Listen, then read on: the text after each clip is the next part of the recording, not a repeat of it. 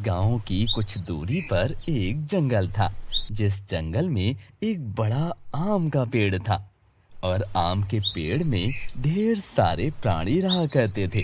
वो पेड़ बहुत ही परोपकारी था। जानवरों को फल, छाया, चिड़ियों का घोंसला सब कुछ प्रदान करता था।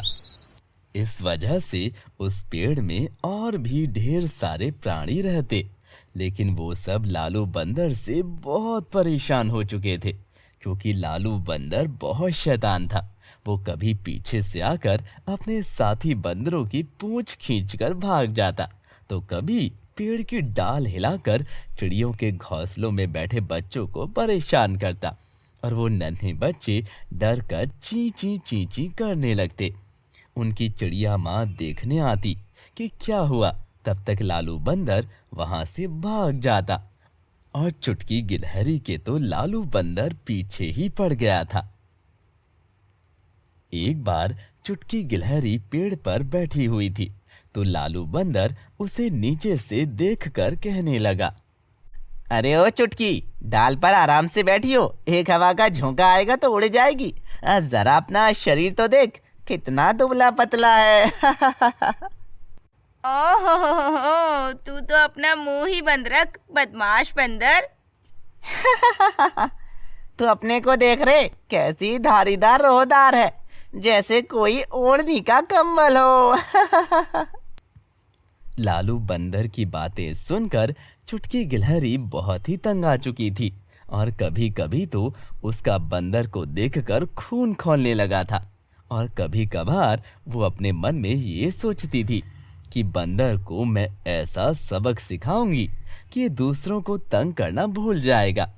लेकिन वो ऐसा कर नहीं पाती थी, क्योंकि गिलहरी के दो छोटे छोटे बच्चे थे, और वो जानती थी कि गुस्से में आकर लालू बंदर कुछ भी कर सकता है, और वो अच्छा बुरा भला कुछ नहीं देखता। और उसी पेड़ के नीचे एक वृद्ध लंगूर रहता था।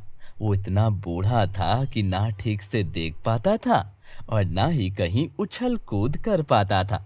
हर वक्त उसके हाथ पैर कांपते रहते थे। वृद्ध पेड़ के नीचे वो बैठा सारे दिन भजन करता रहता, जिस वजह से वो भगत लंगूर के नाम से पूरे जंगल में मशहूर था। और जब शाम होती तो सारे जानवर आम के पेड़ के नीचे आकर बैठ जाते, और भगत लंगूर सबको उपदेश देने लगता, अच्छी अच्छी बातें सिखाता था। भगत लंगूर की इसी सेवा के बदले सारे पक्षी उसे अपने अपने खाने में से कुछ निकाल कर दे देते थे, और वो दिन में एक बार सिर्फ प्रसाद के रूप में उस खाने को खाता था। जितना बच जाता था उसे नन्हे पक्षियों में बांट देता था। एक दिन भगत लंगूर बैठा अपना भोजन ग्रहण कर रहा था कि तभी वहां से लालू बंदर गुजर रहा था। उसकी नजर भगत लंगूर के खाने पर पड़ी, जिस पर दो गरम गरम पुए रखे हुए थे। उन मीठे पुओं को देखकर लालू बंदर के मुंह में पानी आने लगा। अरे वाह, भगत जी तो मीठे पुए खा रहे हैं। काश ये मुझे मिल जाते तो मजा ही आ जाता। एक काम कर लेता हूँ, चुरा लेता हूँ, कौन सा भगत जी को दिखाई देता है। अपने लालच में आकर लालू बंदर चुपके से भगत लंगूर के पास गया, और उनके बर्तन से उसने उन मालपुओं को चुरा लिया।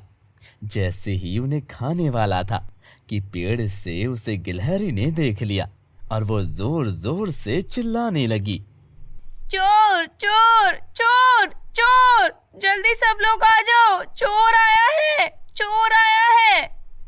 चुटकी की आवाज सुनकर वहां सारे पक्षी पहुंच गए। दरअसल हुआ ये कि चुटकी वहीं पत्तों के पीछे छुपी थी, और वो देख रही थी कि लालू बंदर क्या करने वाला है। और इस बार तो उसने लालू बंदर को रंगे हाथों पकड़ लिया था।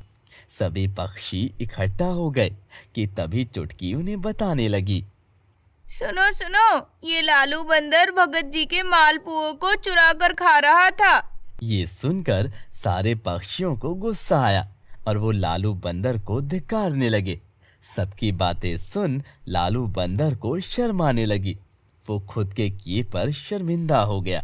तभी वहां एक बड़ा सा बाज उड़कर आया और अपनी बड़ी बड़ी लाल लाल आंखें दिखाकर लालू बंदर से कहने लगा, लालू, अगली बार अगर तूने ये हरकत करी तो तेरी खैर नहीं होगी। भगत जी हमारे गुरु हैं, वो हमें ज्ञान की बातें बताते हैं और उनके साथ ये हम बिल्कुल भी नहीं सहेंगे। इतना ज्यादा अपमान और लज्जा लालू बंदर को कभी नहीं मिली थी। इस वजह से उसने दिन भर कुछ भी नहीं खाया और रात भर अपने अपमान के बारे में सोचता रहा और उसका गुस्सा चुटकी गिलहरी के लिए बढ़ता गया। अब लालू बंदर ने निश्चय कर लिया था कि वो चुटकी से अपना बदला लेकर रहेगा। चुटकी गिलहरी को यह शंका पहले से ही थी कि बंदर कुछ ना कुछ जरूर करेगा, तो उसने उसी पेड़ की मधुमक्खियों से कुछ बातचीत पहले ही कर ली थी। अगली सुबह सारे पक्षी अपने अपने काम पर चले गए थे। लालू बंदर ने देखा चुटकी भी अपने खाने की खोज में निकली हुई है, तो वो तुरंत उसके घर में चला गया। अब मजा आएगा इस चुटकी गिलहरी को। उस पेड़ में एक छोटी सी खो थी, जिस खो के भीतर चुटकी के दो प्यारे प्यारे बच्चे थे। लालू को लगा कि वो हाथ डालकर उन बच्चों को बाहर निकाल लेगा। उसने तुरंत छोटे से संकरे छेद के अंदर अपना हाथ डाल दिया। फिर क्या, लालू का हाथ तो बाहर निकल ही नहीं रहा था। फिर लालू ने ध्यान से देखा तो देखा कि वो तो बहुत ही संकरा है, तो वो तिलमिला उठा। लालू हाथ बाहर निकालने के लिए बहुत परेशान हो गया और तभी इस पेड़ की मधुमक्खियां छत्ते से निकलकर लालू के ऊपर चिपट गईं। अब लालू का एक हाथ तो पेड़ की कोटर में फंसा हुआ था और एक हाथ से वो अपने मुंह से मक्खियों को झाड़ रहा था और परेशान होकर इधर उधर उछल कूद कर रहा था और मधुमक्खियां उसे काट रही थी। मुझे जाने दो, मुझे जाने दो। अब मैं कभी भी किसी का बुरा नहीं करूंगा। मुझे माफ कर दो। तभी फुदकते हुए चुटकी गिलहरी वहां पहुंची। उसने देखा कि लालू बहुत ही परेशानी में है। मधुमक्खियां उसे काट रही हैं और वो चीख रहा है, चिल्ला रहा है और ये सब देख गिलहरी का दिल पसीज गया और उसने मधुमक्खियों को रोक दिया। बहनों, अब इसे छोड़ दो, इसे पछतावा हो गया है और मना कर रहा है कि ये अब ऐसा कुछ नहीं करेगा। इसके बाद मधुमक्खियों ने उसे छोड़ दिया और वो वहां से चली गईं और फिर चुटकी गिलहरी ने अपने तेज दांतों से संकरे छेद को और चौड़ा किया। फिर लालू ने अपना हाथ बाहर निकाल लिया, लेकिन मधुमक्खियों के काटने से उसका शरीर पूरा सूज गया। चुटकी गिलहरी सीधा मीणा लोमड़ी के पास भाग कर गई और वहां से दवा लेकर आई, जिसके बाद उसने लालू बंदर को कई दिनों तक वो दवा लगाई। तब कहीं जाकर वो ठीक हो गया और उस दिन के बाद से लालू बंदर ने दूसरों का मजाक उड़ाना और उन्हें परेशान करना छोड़ दिया था। पर अब वो सबकी सहायता किया करता था और सभी उसे प्यार करते थे। ऐसी सुंदर सुंदर, प्यारी और रोचक कहानियों के लिए हमारे चैनल को लाइक करें, सब्सक्राइब करें और ज़्यादा से ज़्यादा शेयर करें। हम मिलते हैं आपसे अगली कहानी के साथ। Bye bye, good bye.